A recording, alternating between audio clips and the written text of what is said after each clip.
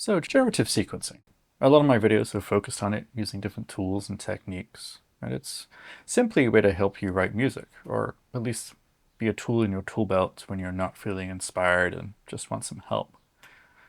But the problem with generative is just that. It's being generated with some degree of randomness, and it works in some instances, but not all. And on its own, it's difficult to circle back on a chorus or other repeating motifs in a song.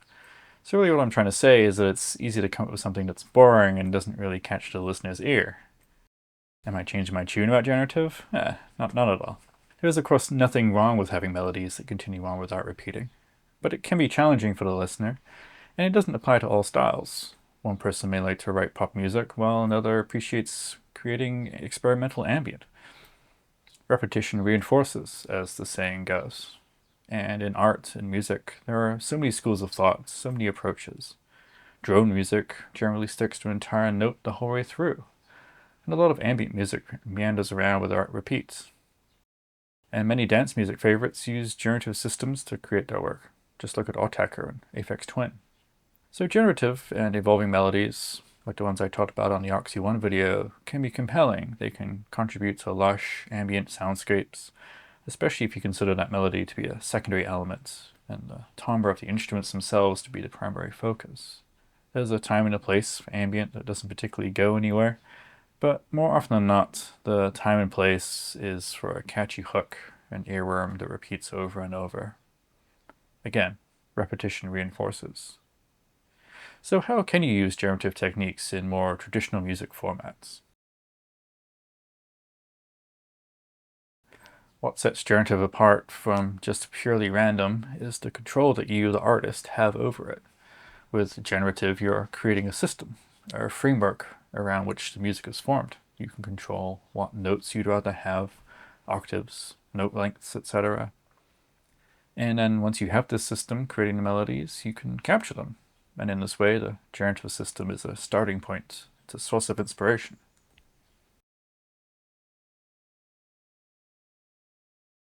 There's two things here. There's sampling the MIDI, the note data, to apply to an instrument, either hardware or software. You can create bars and bars of notes and pull out the most interesting chunks, shift them around, and end up with something new and hopefully interesting. The other, of course, is recording the performance of your generative system and taking that recording as a basis for new art. There's an endless world of sample chopping, remixing, and manipulation. And with that, you're now free to do as much repetition and building up of interesting song structures as you'd like. There's also nothing stopping you from using traditional composition techniques to create the main parts of your song and using a generative system to provide secondary elements or counterpoints. Okay, so here we have Stepic in Bitwig, and it's playing into Vital. And I have it configured here with a sequence with some randomization elements. So we can change its octave around a little bit. We can introduce some ratcheting and some division. And we have the occasional notes turned off. So if we press play on this right now, we will get a sequence.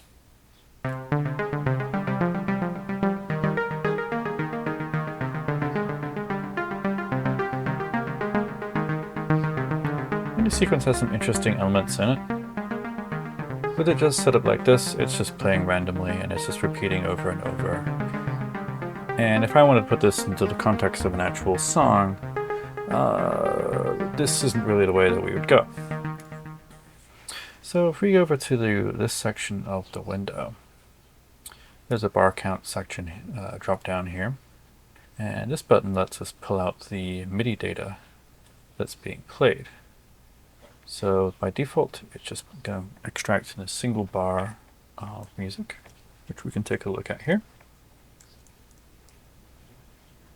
And this is just plain MIDI data that Bitwig can understand, and no longer has any relationship with the Stepic plugin.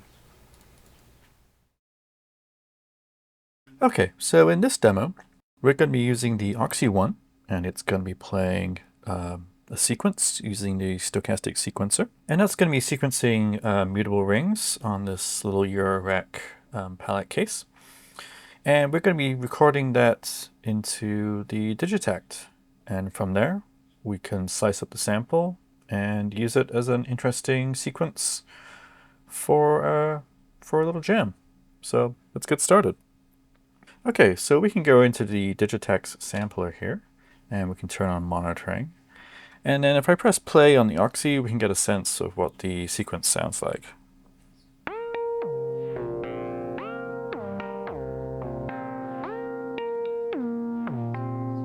We can add a little bit of effects to it too.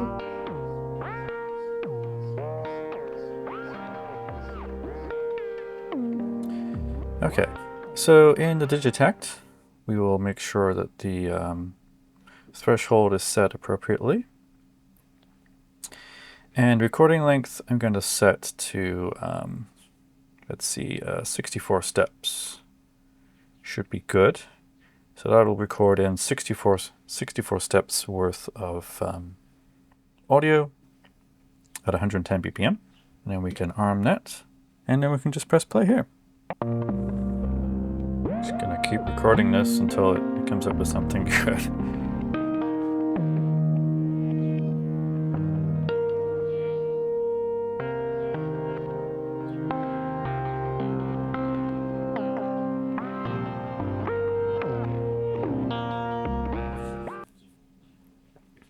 Okay, I quite like that. Let's enable looping on the sample. And we can press save. We'll just record it. And then I will assign it to track 5. And right now it's just playing as a one-shot sample. I'm actually going to enable looping. And from the machines, I'm actually going to enable slice. Pretty much my favorite slicing sequencer mode.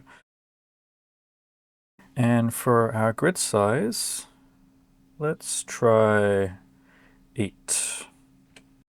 And by default, it's going to slice the sample across the keyboard. So if I enable the keyboard, we have 8 slices. So the first 8 notes will make up the sample, and then it will start repeating as we go up the keyboard.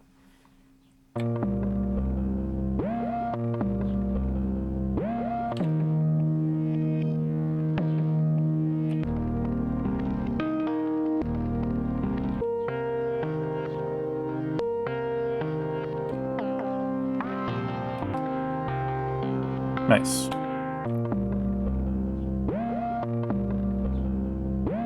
I like that.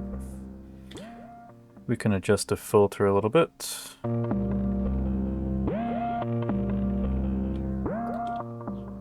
And I've tweaked the envelope a little bit too. And then we can add in some reverb, just to give it some extra space and some delay maybe.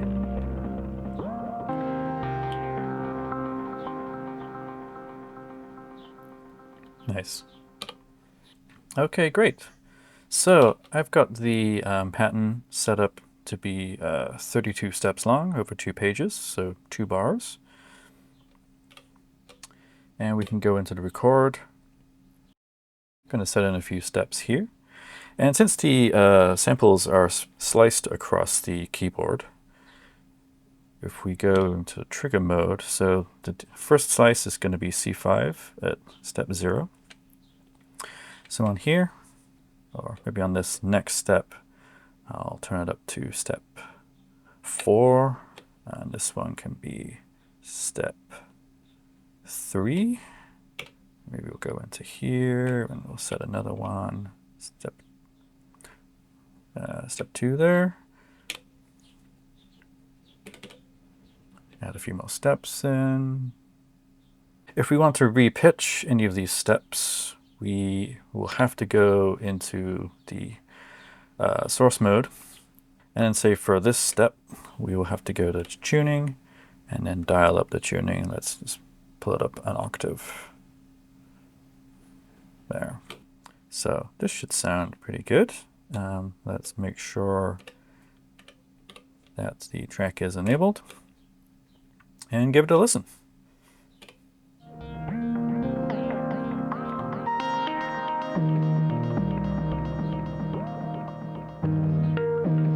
Nice.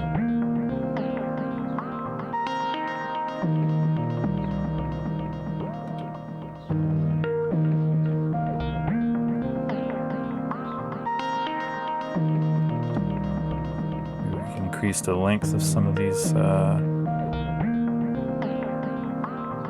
notes.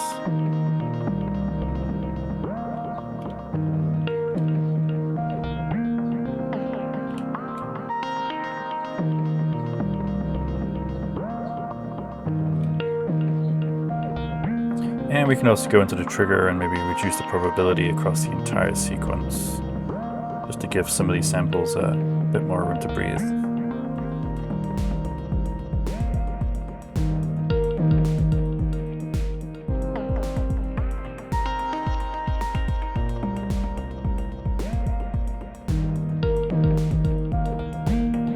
No, and that's just one example of how we can use a random sequence and sample it and play it back in a more controlled way as a basis for a track or just a simple jam. None of this is to say that I'm gonna stop talking about interesting sequencers and sequencer techniques. I just wanted to take the time here to put some of these ideas into context and give you some ideas on where you could take generative and algorithmic approaches. Thanks for watching, and I'll see you next time. Cheers.